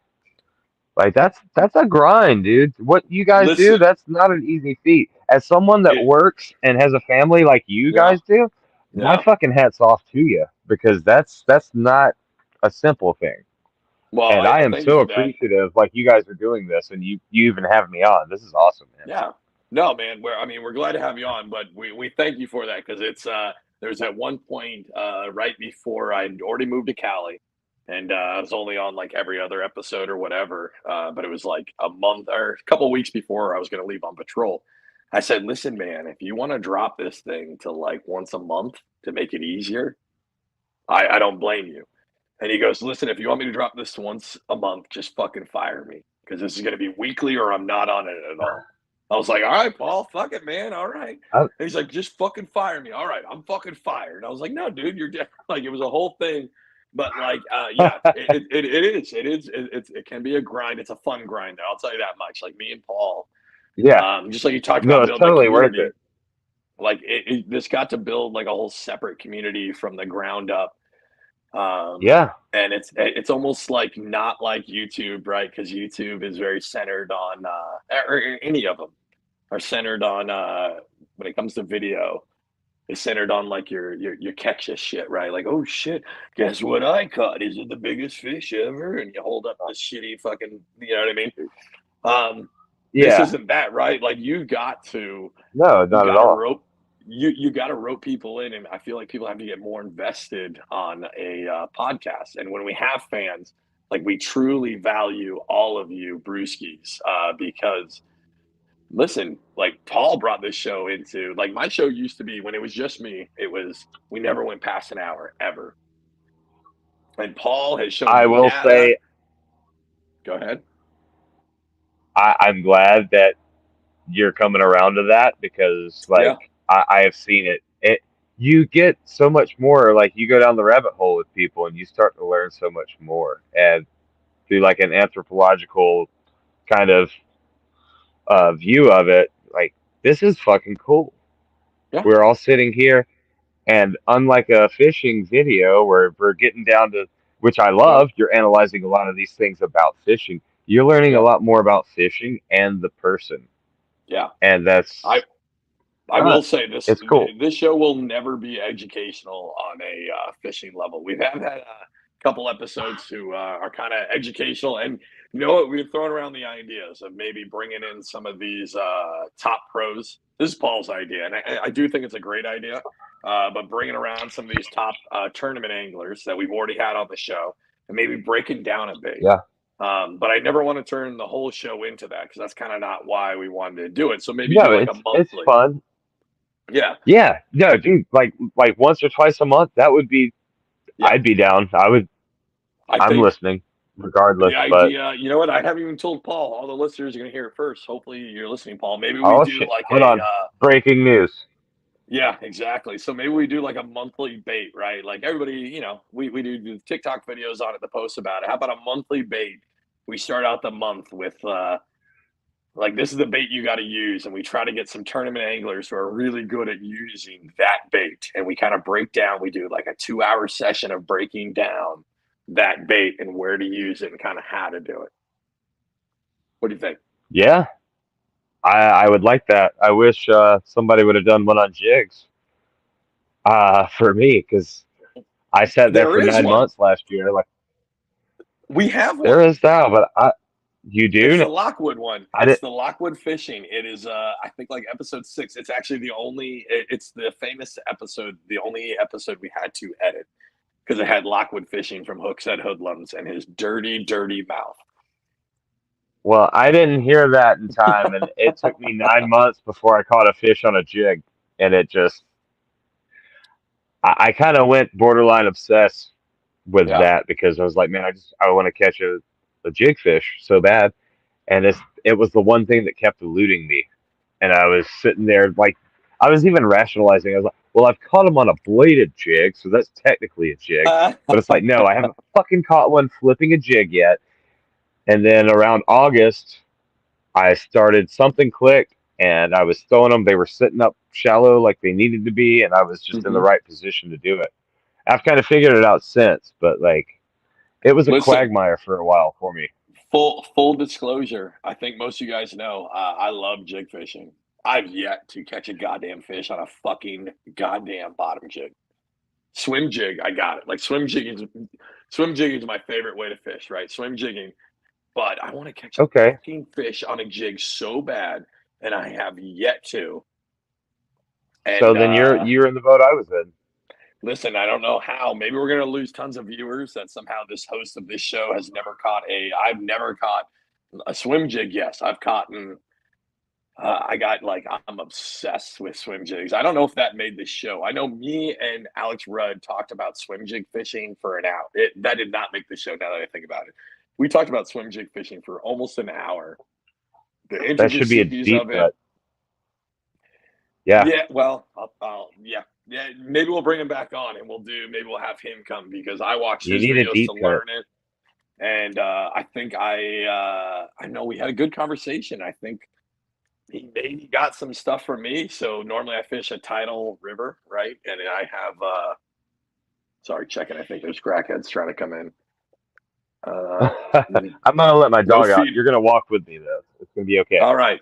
But yeah, so I think like swim jig, yeah. No, we talked a lot about it, and on a tidal river fishing a swim jig, I do think differs from fishing like a lake, like because I do think it's the perfect bait for tidal fishing because you can move inside that cover that you need, right? But the biggest thing is it gives you a bulky Yeah, profile and a more lifelike profile than running just a swim bait on a jig head. I think when you learn yeah. how to Alabama shake and pulse that reel, when you get that skirt flaring, it really triggers specifically tidal water fish. It's insane. That's interesting. So Yeah, for like me, I, I've mhm. I've thrown swim jigs, and I have a buddy that in our waters we have a lot of tannic water because you have a lot of pine trees. Then those needles fall Same in, and it here. gets super acidic. But for me, I've thrown the swim jig certain times, and our water gets super mucked up. So I just start going more so towards the chatterbait or AKA bladed jig because I just feel Right. like that gives me a little more presence there, and they can kind of hone in on it a little more. And I've had, I've said it before. I'll say it again. If it Yeah. wasn't for the bladed jig, I'd be a really, really shitty fisherman because I've just Dude. bagged it, and I've learned how to fish it in so many different ways. I made Yeah. a video a little while back, and that one kind of did. That's one of my more viewed videos, I saw that one. just because. Yeah, and there's just Yeah. so many ways to fish it. And people are like, well, I just burn it through. And I'm like, well, you're not in the same water I am. And Right. some days the fish don't like to eat it like that. So I've picked up a lot of extra fish I wouldn't have just burning it through the water. I'm gonna tell And you that's, what. I want to make you a swim jig convert. So again, I deal in pine water as well. Like I live in the Pinelands of New Jersey. Our water is wine colored all year round. It never oh, changes. It's yep. tannic water year round. Even when the salt water pushes up, we're still tannic, right?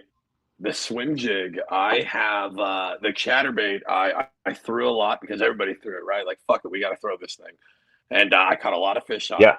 Not only have I caught more fish, but I've caught bigger fish on a swim jig, and it all has to deal that's with the it. trailer.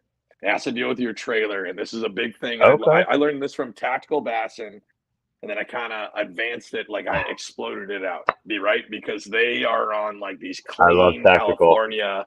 I love them too. I just don't have time all the time for a 9-hour, You're bringing me to another point, but yes, the yes. swim jig, the right trailer, I think, is key. You got to find the right swim jig to the right trailer. And I don't think every swim jig is the same. Created equal. I think they're it's right. Not. I think there are some. So, like, I'm a fan of the Beast Coast Gorilla swim jig because it's very fat on the bottom, so it planes a lot. Yeah. So if you give people it a are trailer, people are also what's up? Sorry, people are also incorporating the screw lock a lot more now. I've been seeing that as your bait holder. I personally, That's I started badass. swim jig fishing on the Sixth Sense. I hate the swim jig or the screw lock. I don't like it at all. Really? I think it's a real pain in the ass to fucking put on to get it like perfectly lined up center. Because I think to get the right one, because I think the key is you got to get enough thump. And Tactical Bassin talked about it. Secondary action, right? You want your, let me get my hands right here. If you guys are listening, you're not going to see this sweet fucking demo, right? But as your swim jig's moving this way, it's just kind of going like this. But if you get the right trailer on the back, it's going to give it extra kick, which is going to cause it to go like this. And you're going to get more the torque. same, right? And it's going to give a secondary action to where it starts to hunt more, and it's a more natural hunt than a blade on the front thumping. And if you what he's talking about more is like a wider wobble versus a tight wobble. Yeah, exactly. So giving it more water displacement. Exactly. So chatterbait will give you a tight wobble, but you get that extra sound, right? I found with pressured fish in darker water, if you throw a swim jig with a big ass boot tail that matches the keel of the swim jig that it's on, you're going to get a super wide wobble that actually draws more fish in because it's more natural. I like the way you think. There. I don't know. Okay. Listen, I'm a professional. I'm not even a professional fucking podcaster, let alone a professional fisherman. But I have seen. I don't know a professional podcaster, so. You don't know Joe Rogan? I know Joe Rogan. Okay, he's just the godfather of podcasts. Okay, we all got to pay homage. He's helped us all get to this place, but dude, Joe Rogan's helped me. None of us. We're all winging it, baby. Oh, we are, which makes it great. We can only be as good as him. We can talk about microdosing and all that other shit. Maybe we can be more Joe Rogan, but I don't think we'll get there. We're gonna have to save that one for the deep cuts. We can talk about this later. Okay. I'd like to thank my sponsors. This conversation's over. No. I think the swim jig is super underutilized, but I do think it will be that. And I think Alex talked about it too. That and the spinnerbait will be the new next baits, due to I think. Well, the spinnerbait's always been a clutch bait. That happens too. There's a lot to take into account. Yeah, but only in the South. I feel like overwork. I think everywhere up north stopped using the spinnerbait. Yeah, and the spinnerbait's just tried and true, though. It is. Yeah, no, I really think it's great. I think it's a great open water. That's why I think people need to go to that swim jig. I want to go back to that too. As good as people say, like it's good to throw that chatterbait in the grass and rip it out. Guess what? If you throw a swim jig, you don't really have to do that because it'll just move itself through that. Yeah, it'll part kind of with the right pointed head. In a very I like what you said a while ago about Tactical Bassin. Yeah. So I was doing deep dives and I was trying to learn as much as I could about fishing, and getting certain theories like kind of nailed down. I'm going to try these theories. What I didn't realize was at first, because I was a newbie, is I am watching people in California with different bait fish, different types of water, different types of cover and structure. Yep. And that shit backfires. So it was a lot of data input in that was not applicable to my situation. Agree. So anybody starting out, if you're listening to this right now, don't just kind of pay attention to where you fish and find things specific to that. I mean, it's key to when you're starting out Yep. and developing your own kind of way of fishing and theories. I I, also like to say that maybe between the both of us, mhm. with Tannic Water, if we ever did a fucking tournament or went and fished like in the mountains somewhere with like clear Mhm. water, Fucked. that would be a fucking learning curve, wouldn't I'm it? I'd fucked. be I'm fucked fucked, with bro. you. One, I don't even think I I have the hate proper gear. fluorocarbon. Yeah, exactly. Yeah, I mean, I I run a throw leader braid. on everything. I do occasionally. No, you can't run it on everything. You got to. Yeah. Jigs and Bigs No, talked about this. I'll throw a You leader can't. occasionally. Yeah, yeah, you can't be afraid of that leader knot. And I don't even think it has to deal with sight. I do think, and sorry, folks, I know we're an hour and a half into this, and we're going to divulge into fishing. I know that's not what you people come here for, but no, Yes, damn it. I, I think it has to deal with sound. So if I'm going to throw braid into pads, that's going to make way more sound under the water, right? It's going to be an unnatural sound of that braid scraping because that sound doesn't happen with fluorocarbon because it slides. It doesn't cut through. Yeah. Hence why you get tied up into it, right? So I think the fluorocarbon leader is super important. But I don't even Yeah. have the colors that will fucking work up there because I work primarily with black and blue. Black, blue with some kind of red in it is my money color. Beast Coast has a color called Cajun Crush. But also, Dude, Alex Rudd just put me onto the new Berkeley Max Scent. Berkeley has got this. This is no plug for them, and I haven't even tried them yet. I've seen it. Alex sent me a list of things to get. I think he offered on the show too to pay for it. I was like, fuck that. So I'm gonna go home during the spawn. I'm gonna throw these things because I fucking love swim jigs, right? But they have Max Scent in the actual skirt, right? But they have got a Yeah, I've color seen that's those. they got a color that's so similar to the Cajun Crush, which is a black and blue, but with pink/red accents, which some people think don't matter. I think they do on a swim jig because I think the red or pink um, looks like gills flaring. Is my idea, and my confidence in it is I think Possibly. that gives the illusion of gills flaring, and that's enough to make me feel confident, which is like 90% of the game, right? That's all. Yeah, a lot of that is confidence. It's weird. But Mm-hmm. I didn't believe in black and blue until about 3 months ago. Yeah. And it's weird because I've had a lot of friends suggest that. I think because of the water that we fish, it's more so the Yep. silhouette you're creating. That's all it I is. didn't do night Silhouette, bro. fishing. I didn't do night fishing, and I didn't really know about the black and blue. But with tannic water, it's kind of the same principle. You just need Yep. that figure.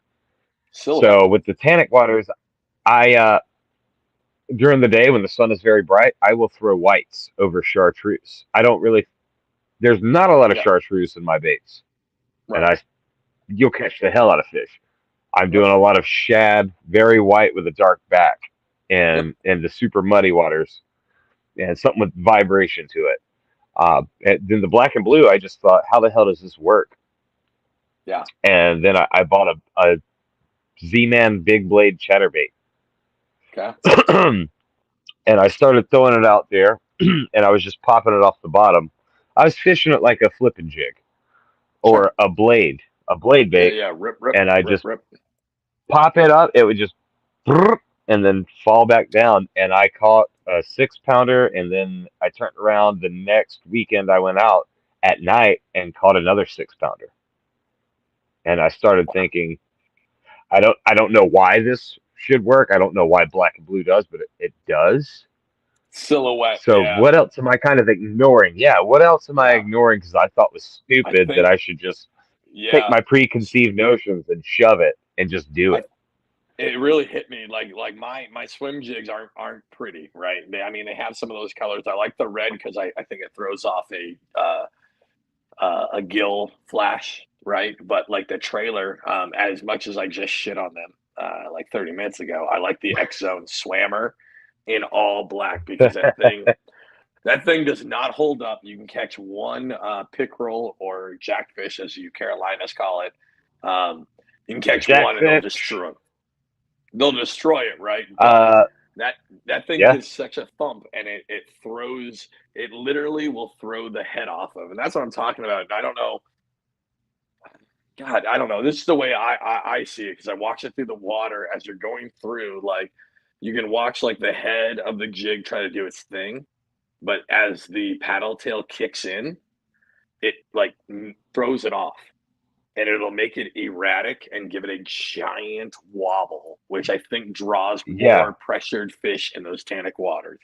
Like I'm a firm believer again, like a black and blue swim jig with a all black giant thumping paddle tail, your money on it. Like I don't even fuck around. Like when I go to clean water, I'll fuck around with using like craws and shit on the swim jig. But if I'm in Yeah. my tannic home waters, I want a long profile. I want a big profile that thumps, but without being artificial. If that makes like, I don't want the blade thumping. I That want does. something that's big silhouette because usually the fish, like during the spawn, the bass that I deal with have to deal with catfish, and your normal fish, but they also have to deal with bluefish and striper that all move themselves up. They all live in one ecosystem for like 2 months out of the year. So they get ultra Yeah. aggressive, but only for something they think is going to be worth it. Man, you got me so excited talking about spawn. I know you guys are probably there. Like, I'm going home We're middle of there, and May. we've had so many cold fronts come through. It's been like challenging. Plus, I hurt my arm 2 months ago, so I haven't been able to kayak fish. Right. I have a few places I like to go, and they've gotten used to the. So I've bank fished, and they've gotten Mm-hmm. so used to those areas, they're burnt out. They're just like, nope, this is a no Yeah, fly yeah. zone. You got to find somewhere So I else. went from really great fishing, and then we've had a few cold fronts that have pushed them back. So it's been strange. Um, but I will say I know a spot that has an overpopulation of crappie, white crappie, and I went out there the other day and I was throwing a chatterbait that looked the skirt was just like a white crappie, and I was using Yep. just like a real slender swim Cinco, and I Yep. caught one of the biggest fish I've ever caught. Just swimming it real low. I was slow burning it through there, and I caught like a bedding female, Well, and hell some yeah. we won't go into that because some people think bedding fish, that's an No. easy target, other whatever. But I just caught a giant fucking fish Yeah. off of doing that, and that was pretty fun. That was a Listen, whole lot of fun. I actually don't know a lot of modern folks who shit on bed fishing. I think that's an old aspect, and I think we talked about a couple of podcasts, maybe during tournaments, right? But if I fucking love bed fishing, I don't give a fuck. I love bed fishing, but I put them right back. Like they do their thing, they get a picture, they get to go on the gram, and then we're done. And I think that's Yep. safe to do it that way. You try to be There's gentle, Yeah. Oh yeah, do yeah, your yeah. thing, put them back. Listen, there's nothing better than man, dude, you're getting me so excited, right? Because the tannic water, you can't see shit, right? So I can kind of see the bed. I can see me flip like a wacky worm into it, right? I can't see the worm. All I can see is all of a sudden my line running the other way. It's just You're fucking fucking yeah. It just jack. takes off one way. Oh, You're like, all right, hold on, there's nothing better. yank. Nothing better than that. Nothing better. Yeah. I mean, fish they get a little more careless in those the murkier waters too.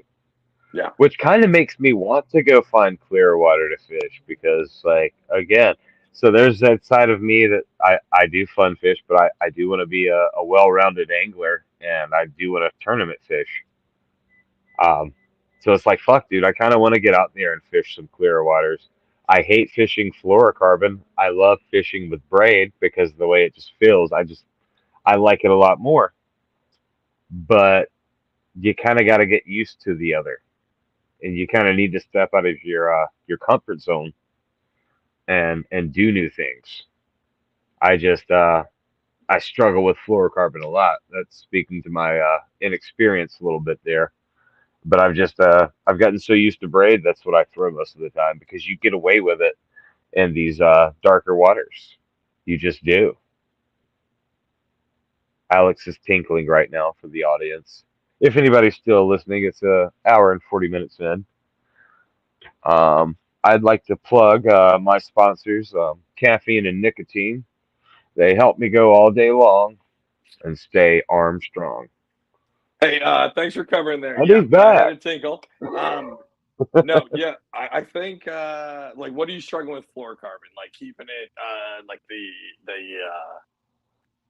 fucking line All right, wind so up or you go out just on in a general? super windy day. You start off as casting really well. Oh, Hmm. it's good. It's good.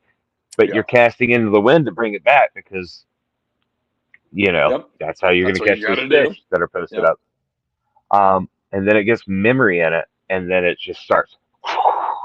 Yeah. It starts coiling up on you, and then it's a fucking nightmare to deal with. I'm with you. And I'm I'm sitting there the whole time. You know what I'm thinking? If this was braid, it wouldn't be doing that. So It's just you really gotta invest in learning a good leader knot that you can kind of lock in. I Like if you have can get one. one I that like have the mine is the Alberto nut. okay. So just throw that It's on a strong everything, nut man. for You'll me. be fine. You get everything. Yeah, yeah. I mean, it's whatever you're comfortable with tying on the fly. That's strong. Like you can knock that out, and I think you'll be fine. Just throw a leader on it, man, because you'll get the same shock But see, absorption. Like some of the stuff, like even when I throw like top water, it's probably not the best idea, right? But I'll throw a big ass fucking mono leader just to make sure that it doesn't some sink people the do that. whole thing. Yeah, like Yeah, everything I run I is people braid to do that. leader. I don't fish even when I crappie fish, that's braid to leader. So you do braid on your spinning rods, yeah. I do that. I I like do it. I like the braid on the spinning rods. to get cast better. I'm with you, right? Straight braid, there's only God, I think I only have one rod. That's like my deep like oh no, I take that back. There's a couple rods, but like my deep like I'm gonna cast a swim jig into fucking hot garbage. That's the only time I will just run straight braid. You know what I mean? Like if it's just soup, Yeah, like there's needles, because I fish in New Jersey, right? So if there's needles, medical waste, panties, that's when I run straight braid that runs through all of that the best. yeah, yeah. I hear you on that. Yeah. I play around a little bit, but it's All all right, man. about Speaking of, learning, getting better. yeah, I agree, man. But you were talking about sponsors, so let's talk about it. I know you got a couple. We're getting real close to your make or break session, which is the rapid fire section. So, but Oh before, shit! I didn't. yeah, before you embarrass yourself with the rapid fire, let's talk about people who've helped you out. What do you got? Big shout out to TKF Tackle. That was my first pro staff. They deal in jigs. Um, a lot of different jigs. They have their own crankbaits that I really like. The roly polies are pretty dope. They also have like mollusks, and yeah, they like we were talking about earlier. I'm trying to build relationships with people, and Love it. these guys have been pretty cool from day one.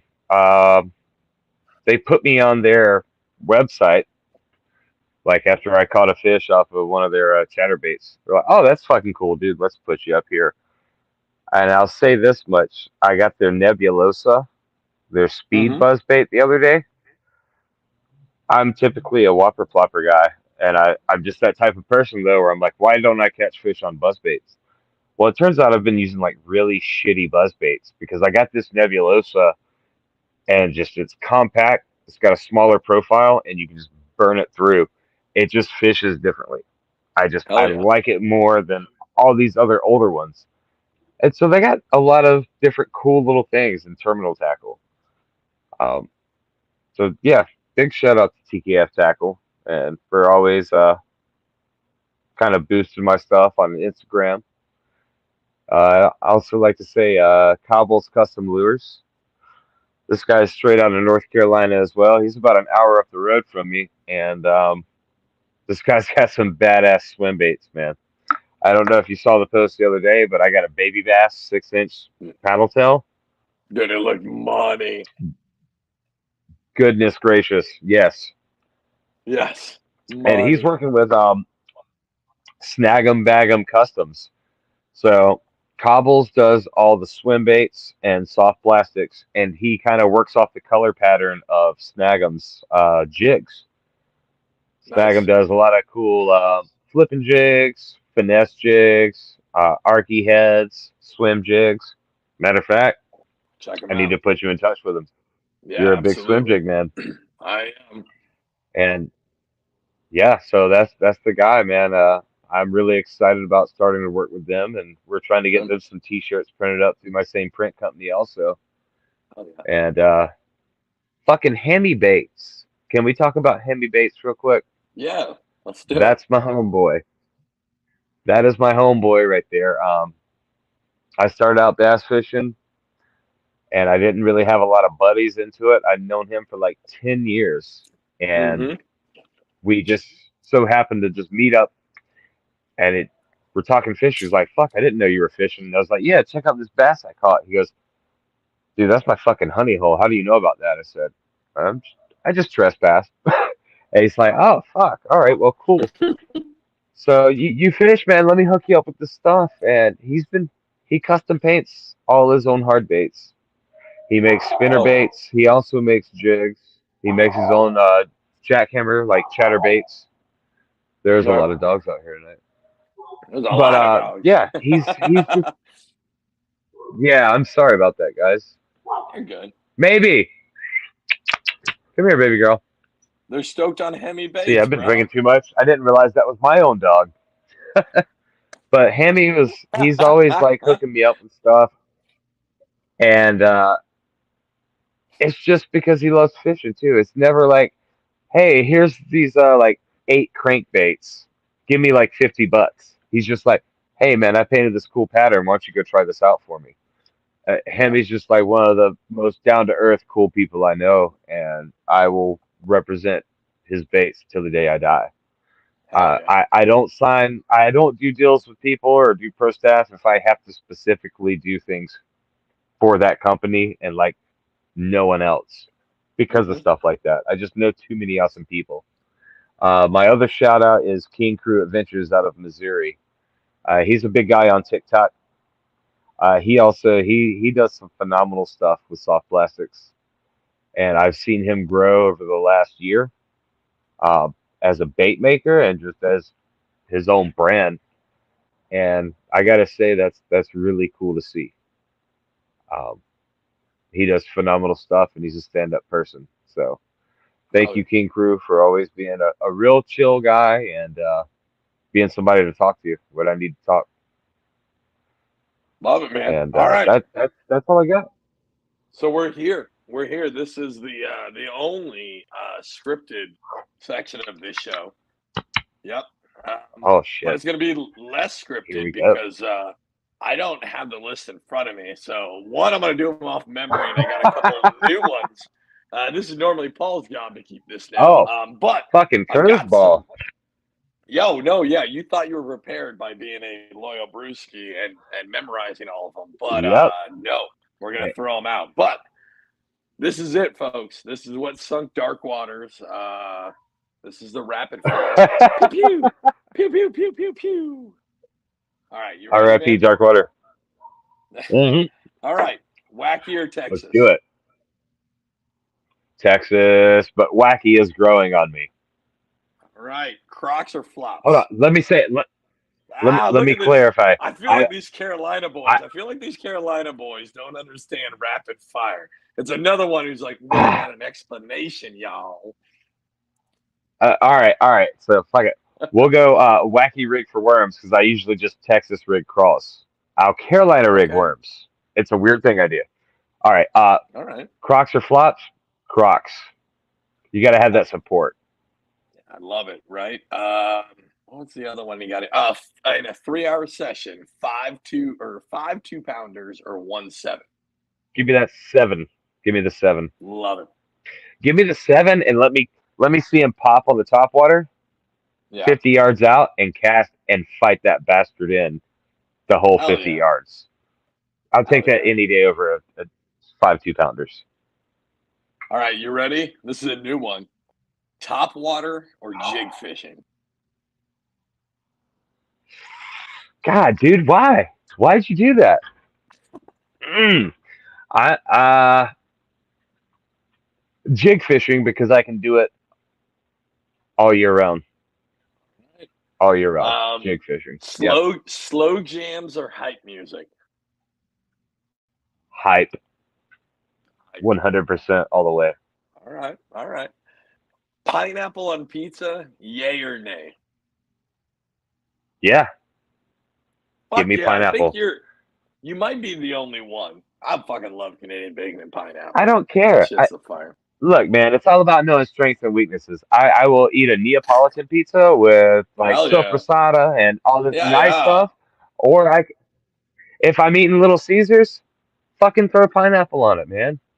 It is what it is. I like Totino's pizzas. They're $2 frozen pizzas. I'd throw pineapple on that. I don't care. I'm gonna make sure this is in the promo clip where you said I'll fucking eat Totino's pizza. Yes, please do. I want you got to see warts and all, people. You got to know who you're dealing with. And I'm a Totino's man. Speaking of warts, would you ever eat beaver? Yeah.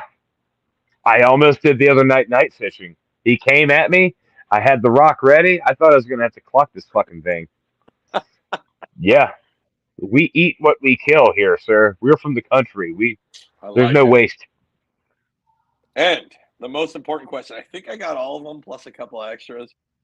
Paul will criticize me later. But the most important question, this is actually, there's a lot of reasons why I started this podcast, but this is the actual one reason. Every fisherman loves a fucking sandwich. You know what I mean? So what are your top 3 sandwich proteins? The first is honey cured ham. Love it. With Swiss cheese or cheddar. The second would be Spam or treat meat. My man. And the third, I don't know why anybody hasn't fucking said this because I'm pragmatic. Peanut butter. Peanut butter. No one ever says that one. I know. Hey, it's quick, it's on the fly. You can store it in your car. Like, come on, it's right there. It's for the taking. Listen, I think you're skirting the line. You're not on the level of Delirious saying cheese, and you're not cheese, on Bailey, and you're not on the line of Bailey saying spinach. But I think you're close to skirting that line with peanut butter. I mean, I like it. You're thinking outside the box. So hey, throw it to the people. Let's see what they have to say about it because I know many a man that have eaten the peanut butter sandwich on a long day on the water, and it's gotten them through. That's all I'm going to say. That's not what they want. But that's not what they want. That's what they got. Well, fuck. If I want, I'd like a steak, a fillet of some sort, a T-bone, but I'm not getting that on the water. Half the time, you know what? I'm a little bit of a sadist because I'm lucky if I have fucking Cracker Jack and a cup of coffee that'll last me more than an hour. You're on the water. You gotta, there's sacrifices to be made. Sacrifice to be made. All right, man. You hang out here later. All you wonderful brewskis, thanks for coming on for another one. We'll see you guys next week. I think I'm supposed to hit this button for the theme music, and I'm going to fuck it up like I did last week. Boom.